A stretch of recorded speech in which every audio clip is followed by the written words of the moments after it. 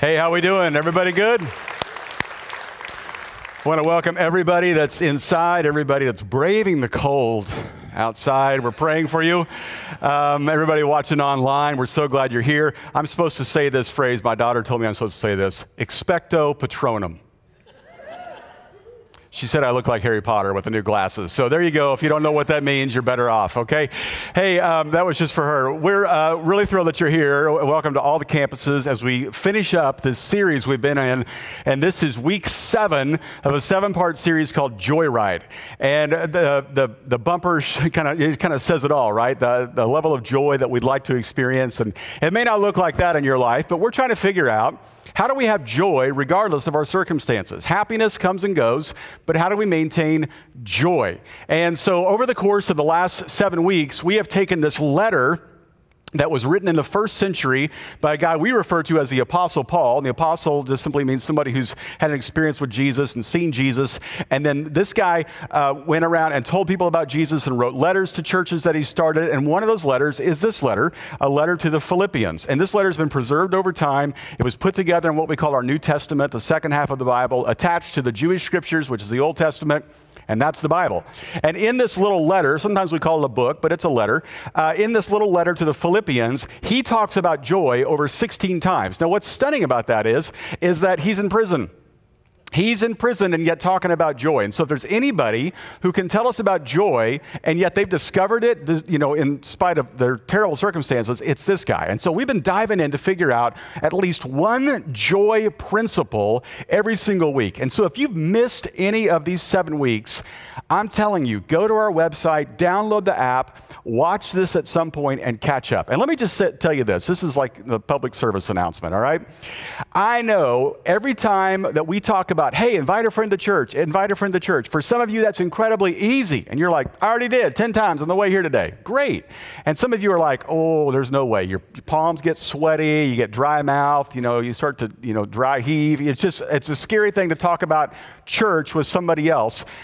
One of the easiest things you can do is share one of our weekend services with somebody online. Just go to the app, find the message that you liked and you think it's going to connect with somebody, and fire that off to them and say, hey, check this out. And here's why I say that. Because because this is where you were. You thought church was going to be incredibly boring or like what you remembered growing up, and you hated it. And you started coming here and you thought, this isn't so bad. This is pretty good, especially when that bald guy teaches. It's really, really good. And so go find a Mike Bro message, I don't care, and share that with somebody else and say, this is what we're talking about when it comes to church, and invite them to come with you some weekend, and maybe they just start watching online. Most of the people that physically show up at one of our physical campuses have been on our online campus for months before they ever step in. And so that is okay. Invite somebody. So when you're done later on this weekend, you share this message with somebody else or one of the other ones that you liked and say, come and join me sometime. Now, last PSA, and that is, next week we kick off a brand new series. And I'm telling you about it now because I want you to start getting excited about it. Last year we did a series that we called Let It Go. And myself and 3 other pastors of large churches here in Southern California, we basically rotated amongst our churches, and talked about one attribute that we all need to let go of. And we each had different ones. And we talked about things like envy and anger and anxiety and fear, and how we all need to just let go of those things. And it was a very buzzed about series around here. People loved it. People shared it. People downloaded it. And so we got to talking amongst ourselves and realized, you know what? There's not just 4 things we need to let go. A lot of us have a lot of things we need to let go. And so we're going to do that again. And we're kicking it off next weekend. And I'll be kicking off a particular topic that all of us deal with. I'm not going to tell you what it is just yet. And over the next 4 weeks, we're going to dive into 4 new things that we're going to learn how to let go and get rid of out of our life. And so if you've ever thought about, when should I invite a friend to church? First of all, it's every week. But second of all, next week especially, invite someone to be here as we kick off this brand new series called Let It Go. It's a 4-part series. If you're traveling, if you're gone somewhere, watch it online and bring a friend. It's going to be great. Okay, today we're wrapping up and we're going to talk about this. I'm just going to tell you right now where we're going. We're going to talk about how do you survive in a world that's filled with disappointments. The older you get, the more you get your heart broken, the more calloused you get, the more jaded you get, the more bitter you get. That's just our tendency because it's self-preservation. How do you survive in that kind of climate? And we're going to talk about one particular thing that has the potential to change your outlook on your job, your home, your finances, your kids, your parents, whoever it is. And it really comes down to 2 words. And I'm going to not only teach you those 2 words, but we're going to learn together how we can apply those 2 words to our life. Now, I don't know if you've ever thought about this before, but sometimes 2 words can be incredibly powerful. Now, for some of us, it can be bigger than that. You could listen to an 18-minute TED Talk, and it's just life-changing. You could listen or read a 500-page novel, and it just totally changes the way you see something. It could be just 140 characters on a tweet, and you think, boy, that just totally opened up my eyes. But for a lot of us, it could just be 2 words. Let me give you a couple sets of 2 words, and they evoke joy in a lot of us. How about this collection of 2 words? Dodgers win. Okay? Wouldn't that be a good one right there? That's a good one. What about this one? Touchdown Rams. Okay? That's a pretty good one too. Chiefs beat the Broncos. That's 4 words. But you know what? It still brings me joy. All right? What about these 2 words? LeBron James. Okay? So, and I just read this the other day. LeBron's played in 2 preseason games. He's already surpassed Kobe Bryant in his all-time assists. It's amazing. Okay? So, no? Okay, I won't use it Sunday. All right. Let me give you some other 2 words that are just kind of, they can change everything. Let me just rattle them off for you. Some of you just got that, okay? I never passed the ball. Okay, here we go. She's cute. Just friends. Date night. Long kiss. In love. Marry me. I do. I'm pregnant. It's triplets. We're broke. There you go. That's the lifespan right there. 2 words that change everything. Now, let me give you the 2 words that I think have the potential to change every situation in your life. All right? Every situation in your life. And I'm going to tell you these 2 words. You're going to go, oh, well, of course, of course, of course. You know what they are? Thank you. Thank you. Because gratitude, it really changes everything. I heard this ridiculous joke, but I'm going to share it with you anyway, about this guy who decides he's going to become a monk. And he moves into this monastery. He has to take a vow of silence, and he can only speak 2 words at the end of the year. The first year goes by. He goes up to the head friar. He gets 2 words to say, and he says, room cold. That's it. He waits another year. He goes up to the friar. He can speak 2 words. He says, bed hard.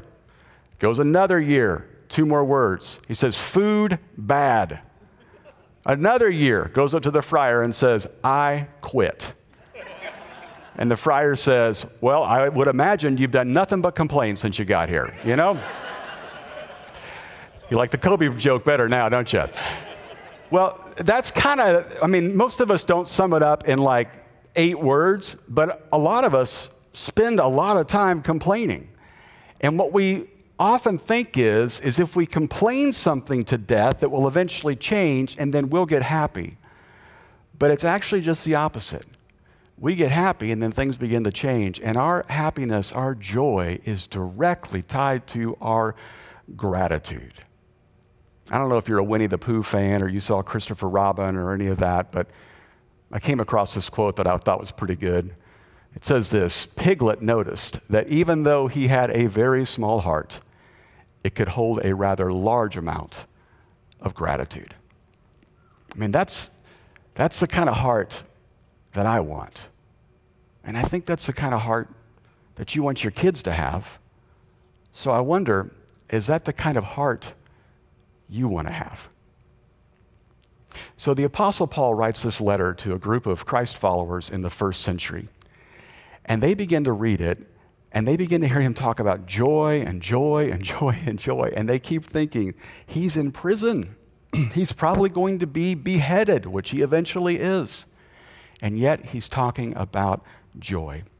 So as we wrap up this series, I want to read you one of my favorite passages from this letter. It's in the 4th chapter, And this is what he has to say. And we're going to spend all of our time on this passage and dive into it. Here's what he writes. I have learned how to be content. Can we just say that phrase together? Learned how to be content. One more time, let me hear you outside. Learned how to be content. And then he says, with whatever I have. And just so everybody knows what he's talking about, he continues, I know how to live on almost nothing or with everything.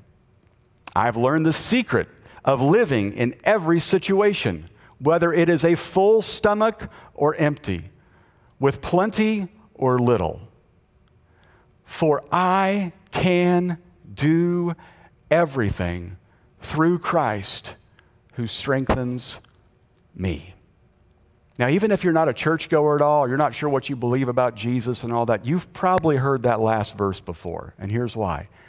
Because a lot of athletes claim that as their own. I can do all things through Christ who strengthens me. I've always wondered, what does it mean when two athletes compete and they're each wearing that verse on their shoes? Is God up there going, who shall I choose this time, you know?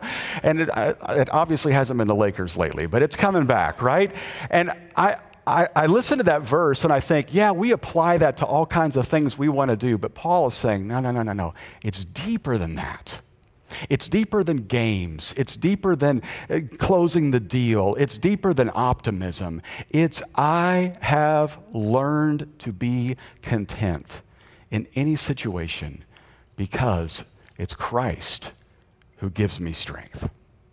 Now, this passage, learned how to be content, is so fascinating to me because it's a learned behavior. I want to learn that secret. Now, here's the problem with that. Have you noticed how hard it is to be content in our world today? I mean, even though we can now record TV shows and skip over the commercials telling us how miserable our lives are without their product, it's all over social media.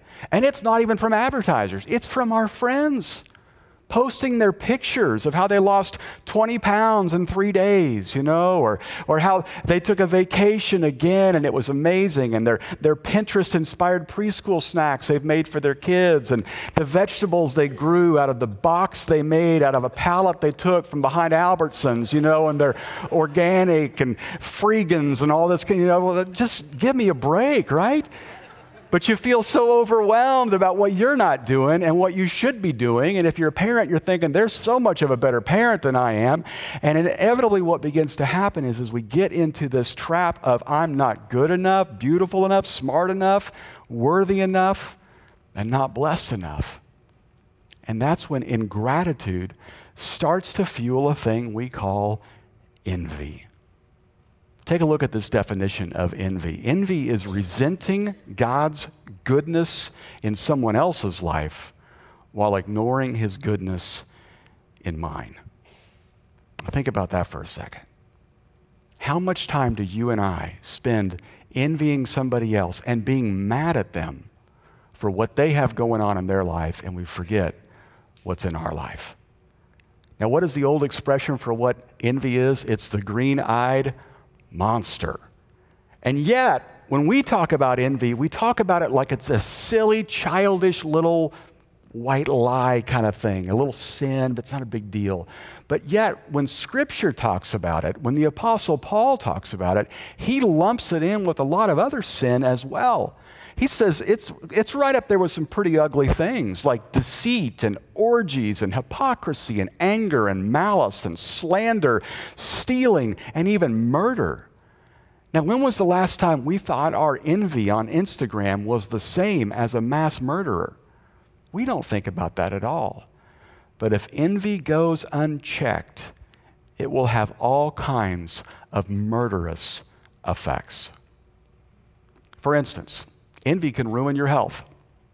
There's all kinds of studies out there right now telling us that when you become an envious person, you stop being a healthy person, because those two things can't coexist. because envy begins to start chipping away at us inside. It eats away at your peace, and when your peace is gone, your contentment is gone. When your contentment is gone, your gratitude goes away. When your gratitude goes away, your joy goes away. When your joy goes away, your strength is gone. When your strength is gone, worry and anxiety take over. When worry and anxiety are there, then you begin to lose sleep. When you stop sleeping right, here come the headaches and the backaches and the knots in your stomach and the hypertension and even hangnails. All of it can be, maybe not that last one, but all of it can be traced back to envy and this comparison thing that we all get into. Take a look at what King Solomon says. He says, a heart at peace gives life to the body, but envy rots the bones. And think about that in your life and in my life. I can tell you, as a pastor, I struggle with this just like you do. There are people in your life that you think are more successful than you, and you look at them and there's just something churning in your gut when you're around them. I have the same thing. There are some other pastors I get around who are seemingly more successful than I am, and I just have to fight it because it's just our tendency and our nature. And it usually comes out of this. It's a lack of gratitude.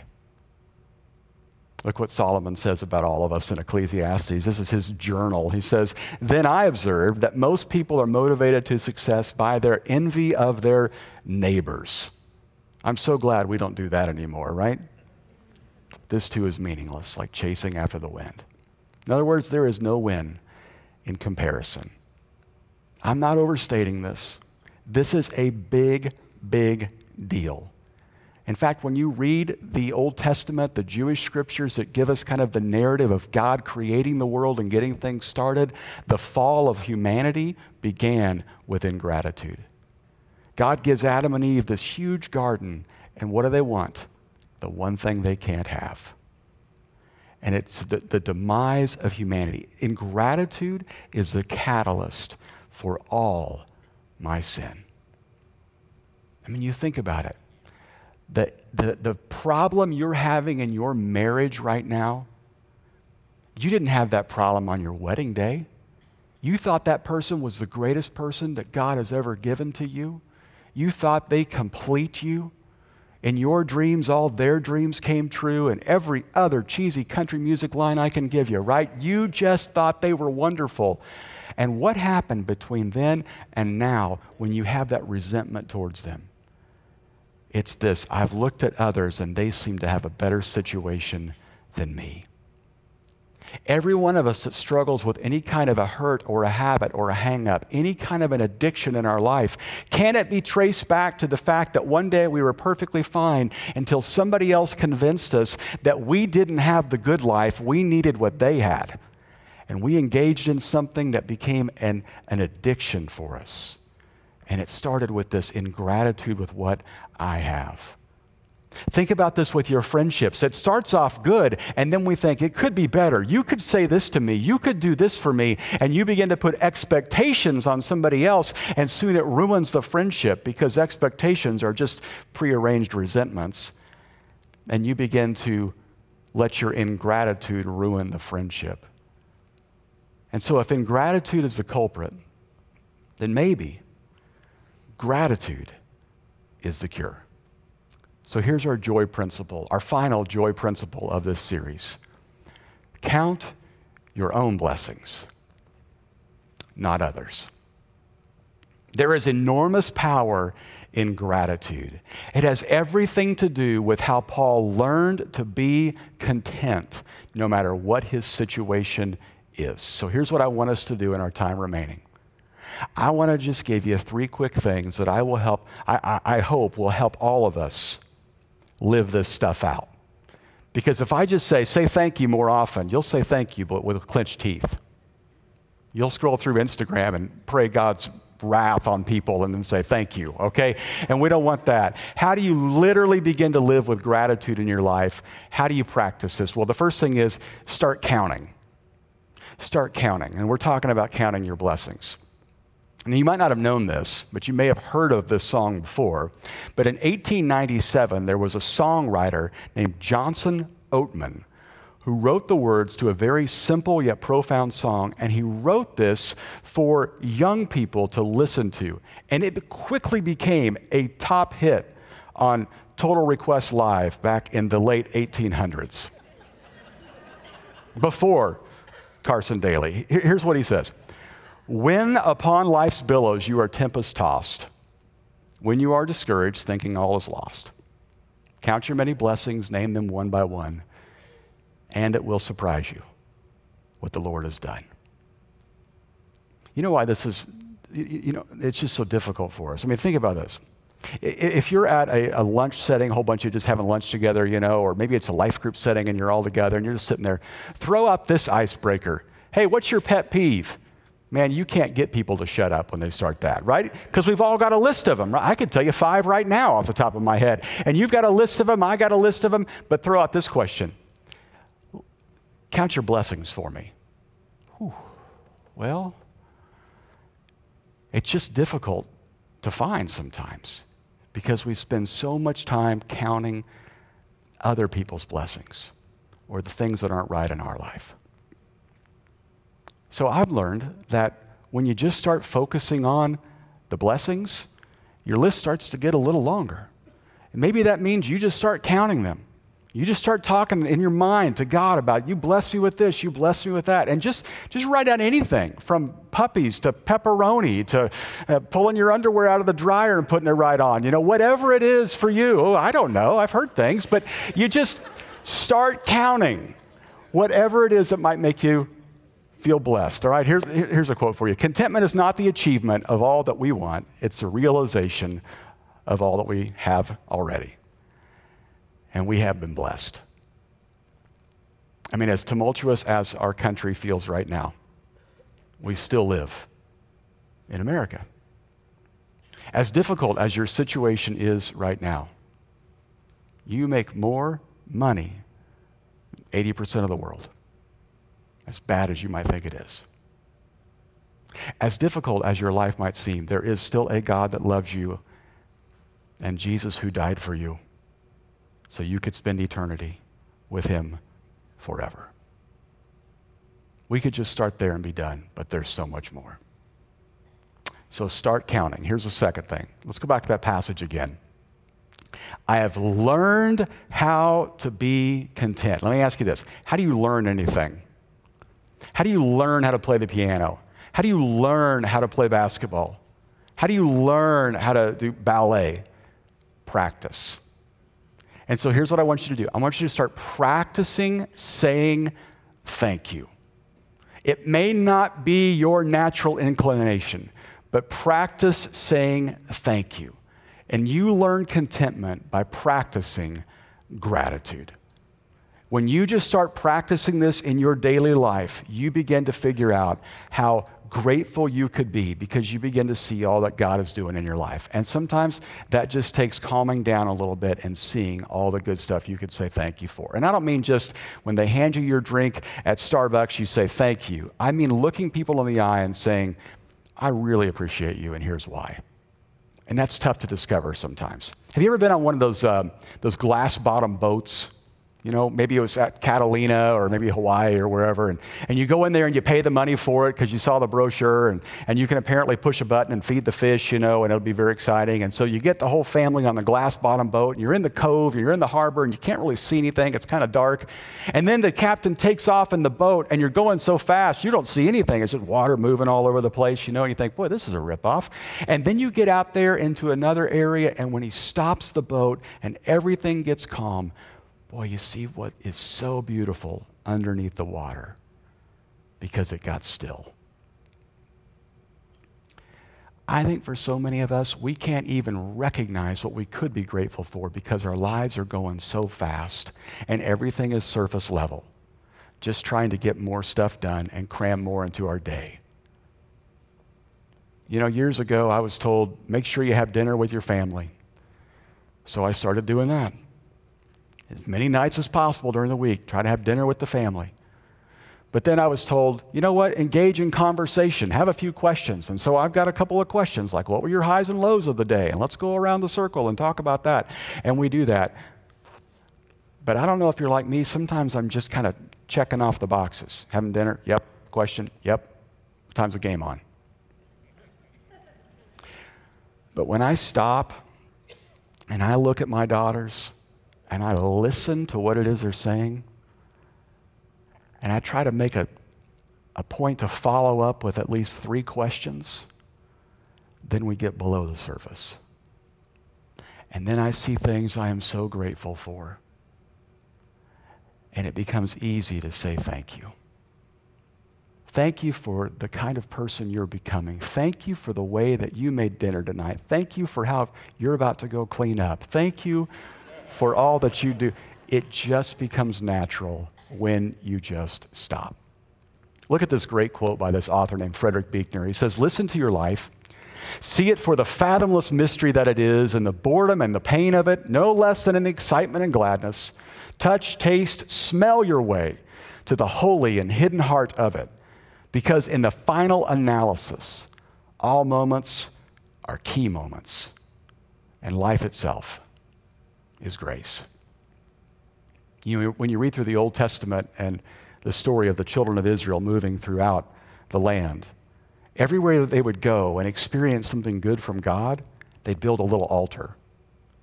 Just a little stack of stones, so that if their people ever came back by there, they would go, "Oh, God was here. God helped our people out here." You know, what I've noticed is when I stop stacking up stones, I stop being grateful to God. And that doesn't mean necessarily building a little altar, but it does mean finding ways to capture the goodness. For you, that might be a scrapbook. For some of you, it's a journal. Maybe you just blog about it. Maybe you capture moments on video or pictures on your phone. You teach your kids how to celebrate differently by listing things they're grateful for. I know for us, every Thanksgiving, we try to write 100 things you're thankful for. And, you know, it just gets into ridiculous things by the end, like shoelaces, you know, and whatever. And sometimes it gets a little difficult. Sometimes we start late and we just go with 50. But what if you just did that every day? Just one or 2 things every single day that we're thankful for. That's how you practice saying thank you. Last one, you got to share that joy. You got to share that joy. You know how infectious laughter can be? We just need more of that. Take a look at this video and see if you can help but laugh at this. Watch this. I love that. But isn't it so true when you're around people that laugh all the time? It's just infectious, you know? And when you're counting your blessings, when you're saying thank you, it's just a lot easier to share that joy with other people because you're kind of just being infectious with something that's good and positive. Now think about this for just a second. We all want our kids to stop acting entitled, don't we? We all want our kids not to complain about stuff. Where do you think they learn it from? We come home, we complain about the traffic, we complain about the car, we complain about dinner, we complain about what's next, we complain about having to go to their baseball game again, we complain about the Dodgers, we complain about whatever, and it just goes on and on and on, and our kids just pick up on it. This is our language. Our love language is complaining. Oh, I got something to happen today. You know, that's how we interact with each other. What if you just flipped that script and you just talked about all the great things that happen? I'm not talking about you act like nothing's wrong in the world. I mean, you just find joy and the things you can be grateful for. And I think you'll find that it can come in the craziest of places. You know, what's interesting to me is the title of our series has been Joyride. And yet we have talked about some very difficult things over the last 7 weeks. We've talked about grief. We've talked about the past. We've talked about struggle and pain and difficulty. And yet through it all, this letter keeps reminding us joy is possible for those who are grateful. There are so many around here that have discovered that. So many that could tell their story and share their joy. But there's one individual that many of you will recognize who for years have stood on this stage and led worship for us, but you haven't seen her for the last year and a half because of a very difficult situation she went through. And I wanted you to hear her path back to joy. Take a look at this. I remember singing at CR, and I remember service was over and I was walking to my car, and I left a voice note on my friend's phone, and I told her something just doesn't feel right. I don't know what it is, but it just doesn't feel right. I got in my car, got on the freeway, and seen a semi-truck broken down in a lane, and I did not have time to swerve. I only knew to slam on my brakes. And after that, I woke up underneath the semi-truck, body completely broken.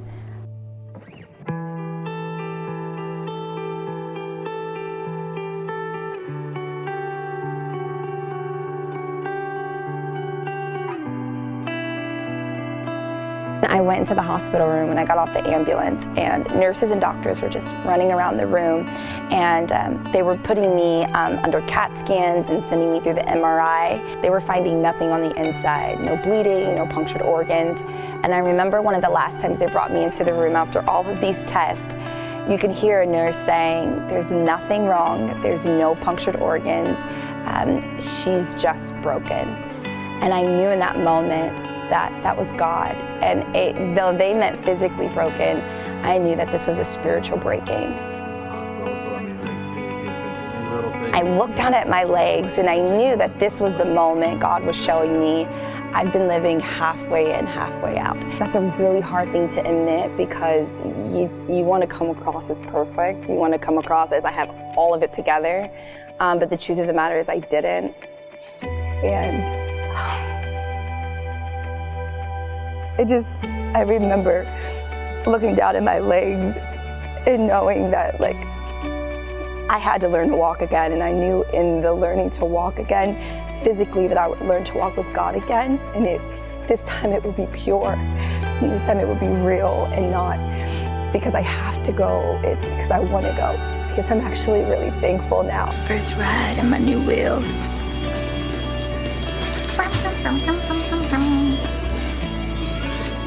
I was in the hospital for almost a month, and after that I was wheelchair bound for 4 months.